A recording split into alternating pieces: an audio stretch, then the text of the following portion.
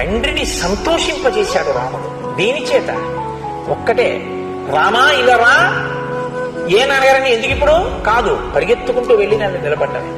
ఇది ఎంత దూరం వెళ్ళిందంటే, రామా నీకు రాజ్యం ఇస్తున్నాను రేపు. ఎందుకు నాన్నగారండి అడగలేదు. రామా నీకు రాజ్యం ఇవ్వట్లేదు. ఎందుకు ఇవ్వరు నాన్నగారండి అడగలేదు. ఇష్టానన్నది నాన్నగారే, ఇవ్వనన్నది నాన్నగారే. నాన్నగారికి ఆ హక్కు ఉంది. ఇది రాముడండి.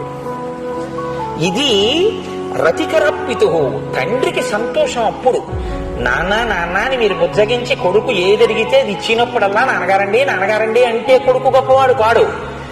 కొడుకు చేద్దామన్న పనిని కారణం చెప్పకుండా తండ్రి పిలిచి నువ్వు అది చెయ్యొద్దు అని చెప్తే, మా నాన్నగారు మహాత్ముడు, పెద్దవాడు, నన్ను కన్నవాడు, నా విద్యాబుద్ధులు నేర్పినవాడు, నా యోగ్యత చూసినవాడు, ఆయన ఎందుకు వద్దన్నారో నేను చేయను.